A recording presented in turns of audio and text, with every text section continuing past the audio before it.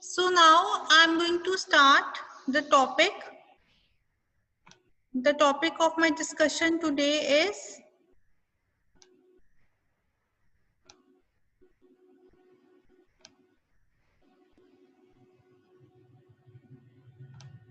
drug administration in pregnancy. Means how the drug disposition is there in pregnancy and lactation, and how the dose calculations or the dose administration is noted in pregnancy and lactation.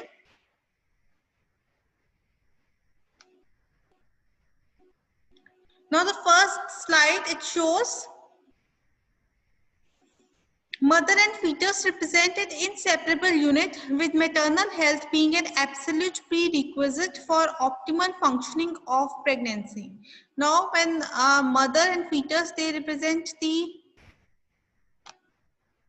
inseparable unit, with maternal health, it is the absolute prerequisite for optimal functioning of the pregnancy. For the optimal functioning of pregnancy, maternal health is the primary prerequisite. And important to treat mother whenever needed while protecting unborn fetus to greatest possible extent. It is important to treat the mother, means when the mother is pregnant, it is very important. If any disease develops in the mother, it is very important to treat that mother, so that which also protects the unborn fetus to greatest possible extent. Major congenital malformations occur in 2 to 4% of all live births, with up to 15% resulting in fetal loss. There are many very malformations they may occur. Congenital malformations they may occur in 2 to 4% of all the live births, and with up to, there can be 15% of them, they can result in the fetal loss. Now, stages of pregnancy, stages of gestation, these have been divided into 3 stages. They are fertilization and implantation, embryogenesis, fetogenesis. Fertilization and implantation, it starts from conception to 17 days. In this, there is no malformation seen, and when the egg and the sperm, it fuses together, ovum and the sperm fuses together, there is fertilization and there is implantation in the uterus that leads to no malformations. Either there is, or there is none and all period, means either there is total abortion or there is the live fetus is there. Embryogenesis means the development of the structures of the embryo, which starts from 3 to 8 weeks.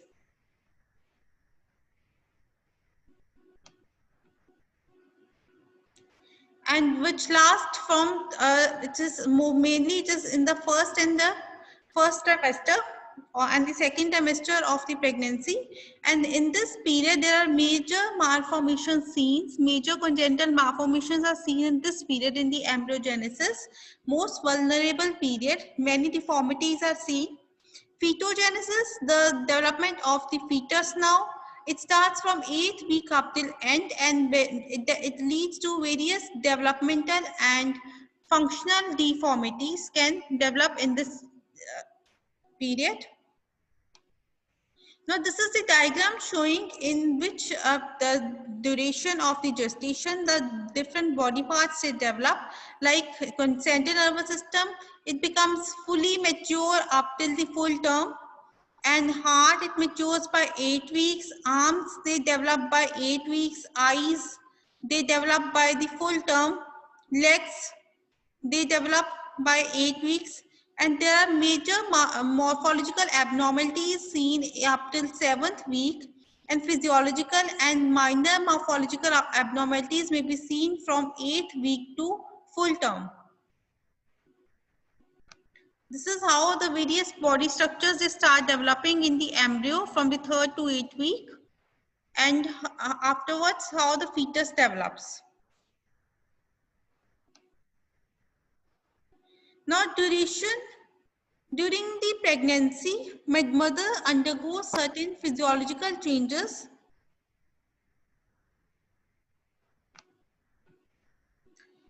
Means there are various physiological and endocrinal changes which develops in the mother during the period of pregnancy, which is just different from the non-pregnant state of the female, thus influencing drug disposition in mother and fetus, means which will influence the drug disposition in mother and fetus. The various physiological changes and the hormonal changes which develop in the pregnancy in the mother is there will be increase in cardiac output by 30 to 35%, heart rate will be increased by 20%, stroke volume will be increased by 10%, plasma and volume of hematological, the plasma volume will increase by 50%, plasma albumin concentration will decrease, tidal volume will increase, GFR, renal tubular secretion, and renal plasma blood flow, all these will increase by 50%. Gastric and intestinal motility decreases, so it decreases, it delays the absorption in the mother. And water and fat content also increases in the pregnancy in the mother. Blood flow in the kidney and uterus, it also increases. Arterial blood pressure remains unchanged. These are the various physiological changes which occur in the mother during the period of pregnancy. Now, maternal pharmacokinetics, this is absorption is reduced GI motility. There will be reduced gastric emptying, delays the appearance of oral drug in labor. Means there will be decreased gastric emptying, there will be reduced GI motility, delays the gastric emptying. So it appearance of oral drug in labor will also be delayed. And intramuscular absorption is efficient because tissue perfusion is more, vasodilatation is more renal plasma blood flow, tissue blood flow, plasma volume is more in the pregnancy. So intramuscular absorption is more efficient in the maternal state, in the pregnancy state. Distribution is total blood water increases by 8 liters leading to hemodilution. Body fat increases by 4 kg, reservoir for lipid soluble drugs. Means it will body fat will increase, so absorption of lipid soluble drugs it increases. Now hepatic metabolism will also increase in the induction and inhibition of multiple enzymes, increase in liver metabolism of phenytoin during gestation, during pregnancy. So the hepatic metabolism also get increased. Elimination, renal plasma flow doubles and more rapid loss of drugs by kidneys, example amoxicillin. Now renal plasma flow, it increases and which will also lead to more rapid loss of the drugs by the kidney, example is amoxicillin. Now placenta, now I will discuss after maternal pharmacokinetics, I will discuss placenta. Does not strictly constitute a barrier, serves as a semi-permeable membrane. It is not the barrier, it is not basically it is not the barrier, it is the semi-permeable membrane, and it will actively transport molecules to fetus and carries away waste. Means it will actively transport the drug particles and other nutrient requirements to the fetus from the maternal blood, from the maternal circulation, and it will carry away the waste from the fetus to the maternal circulation. Any drug can cross it to a greater or lesser extent. Means any drug can cross it to a greater or lesser extent.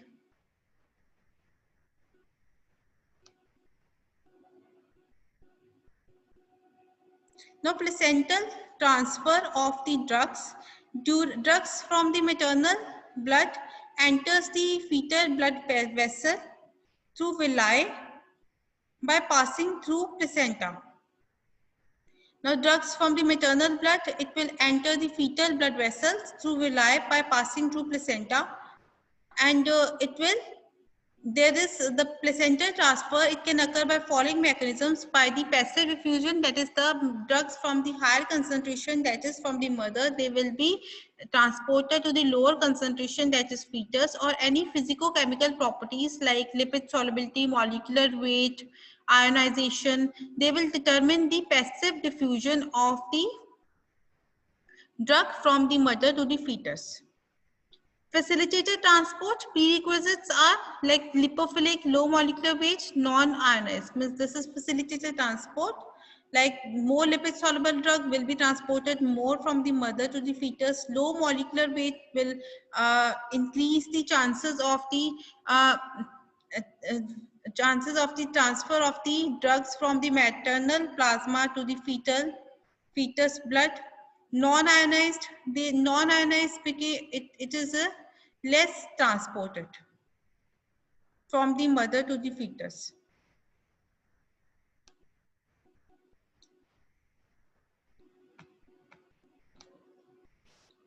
Active transport, it is the energy dependent, carrier mediated, occurring against concentration gradient. This active transport is the energy development and energy dependent, and it occurs against the concentration gradient. And membrane transporters can be there like efflux pumps, which will pump drugs or endogenous substances from the fetus blood into the maternal blood. From the fetal blood, they will efflux the pump from the fetus to the maternal blood, or from the maternal blood to the fetus, which accordingly, if the therapeutic response is required, controlling the therapeutic response and toxicity levels. Therapeutic response means the fetus during the developmental stage, it requires certain therapy for the proper normal body developmental and for the uh, survival of the fetus. Therapeutic response is required. So, and toxicity levels, if toxicity levels will be there, then the drugs from the fetus, they will be transported from the fetus to the mother if more toxicity occurs in the fetus. And if therapy is needed, then the drugs from the mother to the fetus will be transported. Now next is factors affecting placental transfer of the drugs. Now this is that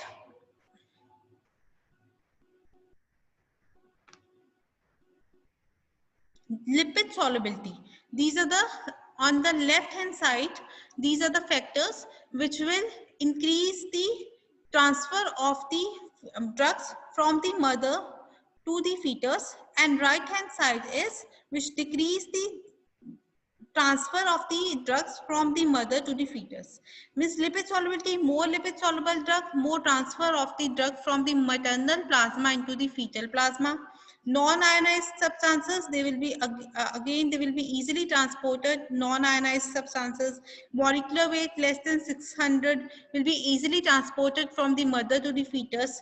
Low protein binding of the drug in the mother will lead to free drug concentration in the body, which will be more transported from the mother to the fetus. High maternal fetal gradient, if more maternal fetal gradient is there, concentration gradient, that is the drug is more in the maternal plasma and less in the fetal plasma, that will also facilitate the transfer of the drug from the mother to the fetus.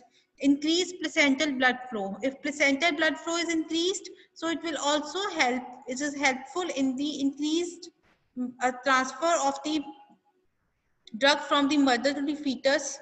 Increase fetal acidity, if fetal acidity is more will be the concentration gradient, so non-ionized drugs will be transported more, because in fetus there is the more acidic, and maternal plasma, it is more uh, basic in nature. Larger surface area will lead to more transfer of the maternal drug from the mother to the fetus. And increased diffusion distance, if the distance from the mother and the fetus, diffusion distance is more, so less transfer will be there. High molecular weight, less transport. High molecular charge, if it ionized is there, if the drug is ionized, so it will be less transfer. Drug bound to maternal RBCs or plasma protein. More plasma protein binding will lead to less free drug concentration, which will lead to less transfer of the drug from the mother to the fetus. Altered, drug altered or bound by placental enzymes.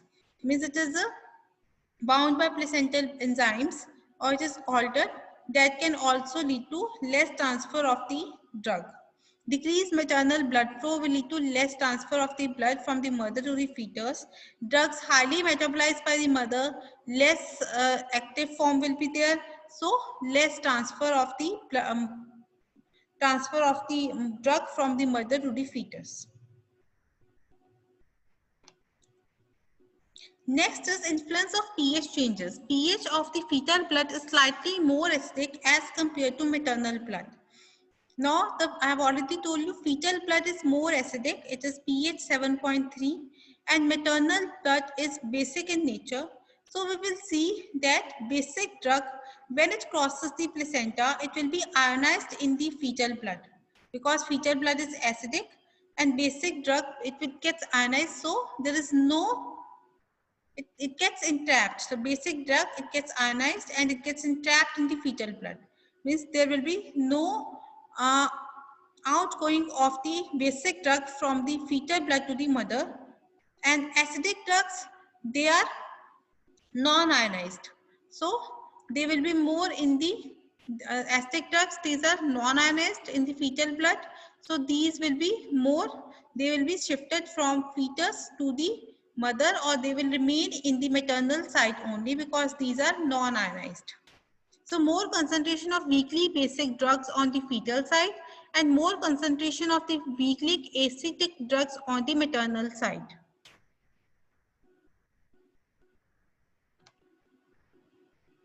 Now, two important questions which you have to keep in mind in the pharmacodynamics is, why do we need to give drugs? Why do we need to give the drugs to the mother or to the fetus? It is due to maternal factors because there are various physiological changes developed in the mother during the pregnancy. So to treat those abnormalities, to treat those disease conditions, we need to give the drug to the mother. And fetal therapeutics, for the therapy of fetus, there are various therapy needed during the development of the fetus. So we have to give the drugs. Why we don't give the drugs is because there can be various toxic drug reactions developed in the fetus or teratogenicity, that is congenital malformations developed in the fetus due to exposure of the drug to the mother, and the drug is very harmful. So that is, we don't want to give the drugs. This is toxic drug reactions and teratogenicity.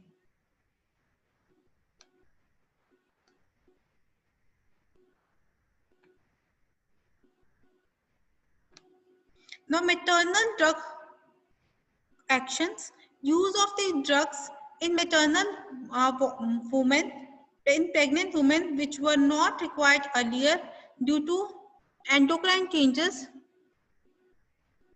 occurring at different stages of pregnancy.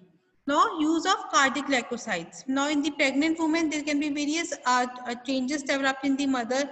So, there can be use of the endocrinal changes. There can be use of cardiac glycosides because of increased cardiac output and heart rate. There is use of cardiac glycosides which are used in the treatment of congestive heart failure and diuretics for the increased cardiac workload of pregnancy, and the mother may develop insulin resistance, so there will be gestational diabetes. So insulin use in gestational diabetes developed during pregnancy.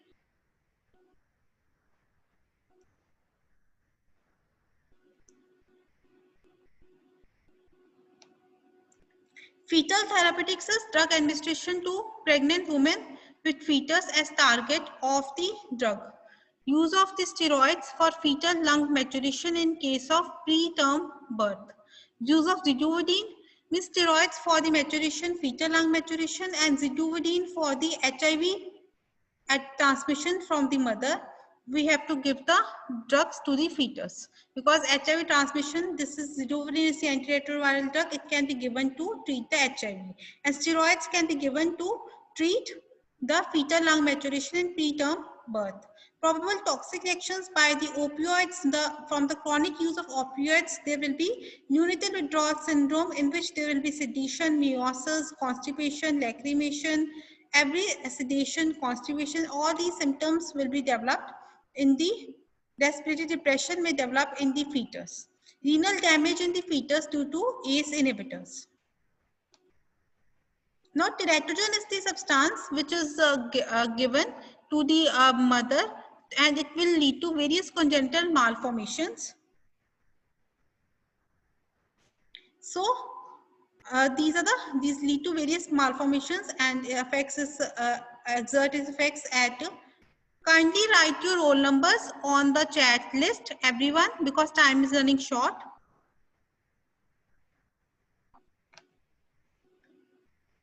Exert its effects at a particular time in fetal development showed dose-dependent incidence.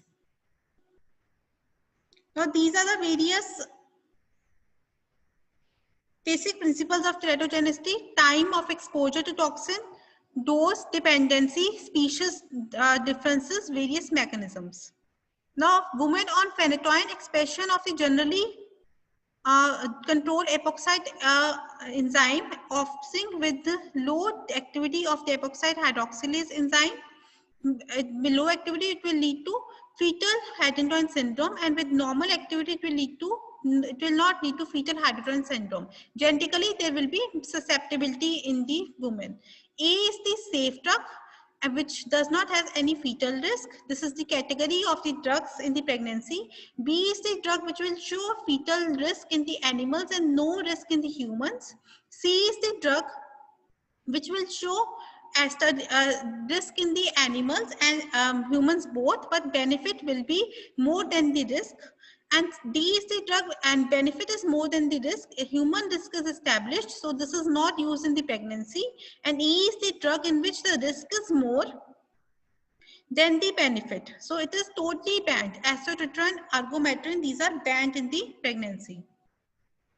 These are the various abnormalities and the drugs showing the abnormalities. This is the common drugs used in pregnancy for anemia. Folic acid and iron is used. Pregnancy prevention for non-neural tube defects. Folic acid is used. Antibiotics, MPCM, paracetamol, penicillins, cephalosporins, and macrolides are used. Hyperthyroidism, diabetes, insulin, hypertension, preeclampsia due to protect a mother, methyl dopa labetalol can be used. Principles is we have to use the lowest effective dose for prescribing in pregnancy and shortest time period, and possible drugs should be used intermittently. Best drug which is safer in the pregnancy should be used. Newer drugs should be avoided, so their benefit and risk is not established. Over the counter non-prescription drugs are not safe, and avoid medication in first 10 weeks. In lactation, the smaller drugs, these are significantly, they pass from the mother's plasma into the milk, and they can lead to various abnormalities in the fetus, in the child. So in the breast milk, the weak bases, breast milk is acidic in nature, so weak bases are more in the ionized state in the breast milk. And plasma, maternal plasma, it is non-ionized, it is a basic in nature, so acidic drugs are more present in the acid state. Acidic drug is more present in the plasma. So these basic drugs, morphine, antihistamines, can cause various abnormalities in the fetus. These are these sulfonamides, cotrimoxazole, these can acidic drugs, but they can lead to various deformities, congenital malformation, the various side effects in the baby if taken by the mother. Ampicillin can lead to diarrhea. Phenytoin can lead to methemoglobinemia. Drugs to be avoided. These are the drugs to be avoided. Chloroquine, quinine. Thank you. Now you just write your roll numbers in the chat list. I will see from there.